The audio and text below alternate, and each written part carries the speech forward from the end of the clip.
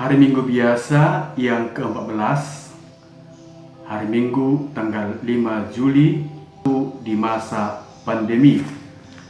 Saudara-saudari yang terkasih dalam Tuhan, karena coronavirus 19 ini, kita harus menjadi tangguh walaupun menjadi rapuh.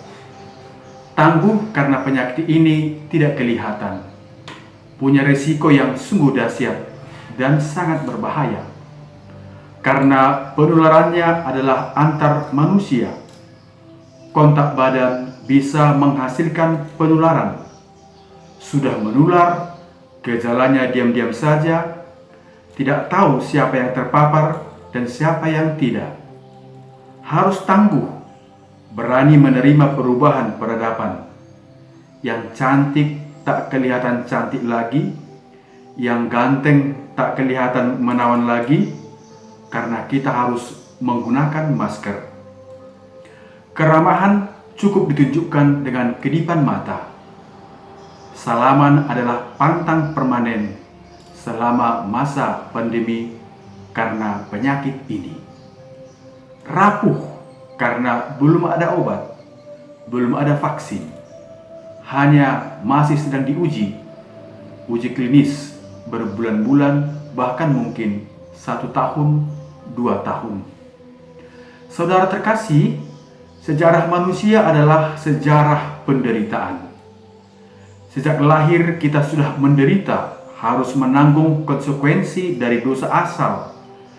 Ketika dewasa, saat membedakan tahu yang baik dan yang buruk adalah juga sebuah penderitaan. Kalau tidak mampu atau tidak tahan menyangkal diri, ketika ada godaan untuk lewat jalan pintas daripada kerja keras, menguras tenaga terkuras. Ketika terpancing untuk memiliki lebih banyak lagi daripada tak tahan hidup miskin dan menderita, sekurang-kurangnya hidup apa adanya.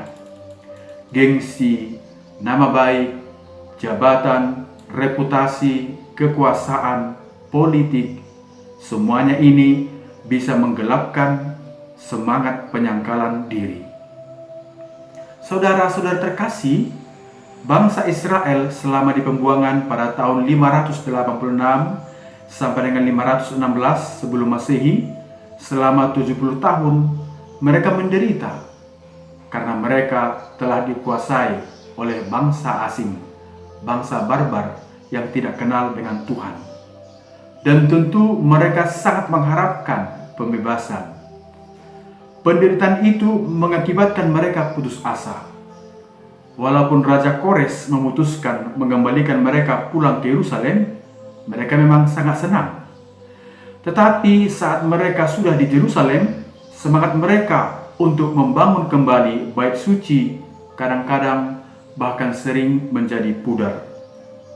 Karena itu, Nabi Zakaria berusaha membangkitkan semangat mereka.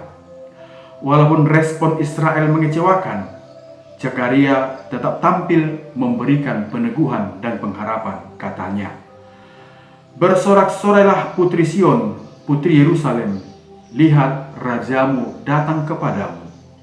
Ia adil dan jaya, ia lemah lembut dan mengendarai seekor keledai beban yang muda. Ia akan melenyapkan kereta-kereta dari Efraim. Ia akan memusnahkan kuda-kuda dari Yerusalem. Busur perang akan ia lenyapkan, dan ia akan memberitakan damai kepada bangsa-bangsa." Efraim adalah salah satu suku dari 12 suku Israel, di mana saat kerajaan Israel pecah, suku Efraim bergabung dengan kerajaan Israel Utara. Suku ini juga ikut tersebar dan terhitung sebagai 10 suku yang terhilang dari bangsa Israel. Saudara-saudara sekalian, Yesus mengarahkan perhatiannya kepada orang yang kecil, bukan kepada orang yang bijak dan pandai.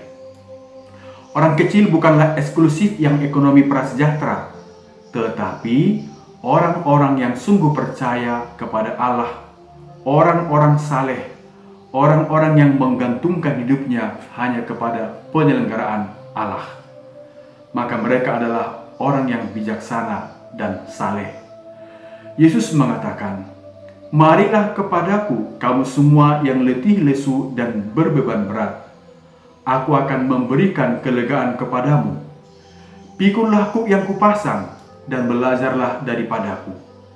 Sebab aku ini lemah lembut dan rendah hati, maka hatimu akan mendapat ketenangan.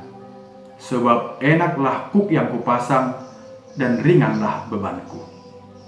Saudara-saudari, dalam konteks kehidupan Yesus pada masa itu, orang letih dan lesu ialah orang-orang yang merasakan betapa beratnya hukum Taurat dan tradisi orang-orang Farisi dan ahli Taurat. Dalam Injil Matius pasal 23 ayat 4 dikatakan, mereka mengikat beban-beban berat, lalu meletakkannya di atas bahu orang, tetapi mereka sendiri tidak mau menyentuhnya. Dalam konteks ini, dalam menjalankan agama saja pun, bangsa Israel atau orang Yahudi pada masa itu atau pada zaman Yesus juga mengalami penderitaan.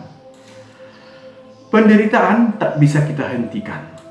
Penderitaan harus ditanggung.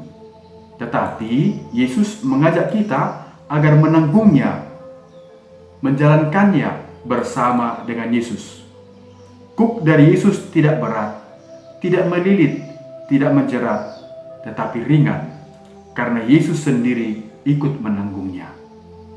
Saudara-saudari terkasih, merasakan penderitaan itu memang tidak enak, memicu frustrasi, putus asa, dan bisa menggoyahkan iman kita. Tetapi kalau kita mengarahkan perhatian dengan Yesus, maka kita akan dipalingkan dari godaan untuk mengambil jalan yang pintas. Bukankah Yesus sudah mati untuk kita? Ia telah menanggung dosa kita supaya kita keluar dari belenggu dosa. Maka sebagai anak-anak Allah, saat kita menanggung penderitaan, kita harus berada di jalan yang benar. Bukankah kita harus mementingkan ketenangan jiwa daripada kenikmatan sesaat? Saudara sekalian, di masa pandemi ini, penderitaan silih berganti datang. Tidak saja akibat dari pandemi ini yang membuat ekonomi menjadi carut marut, tetapi terdengar lagi penyakit baru datang, yakni flu babi yang pernah sangat ganas di tahun 1019. Lalu bagaimana caranya?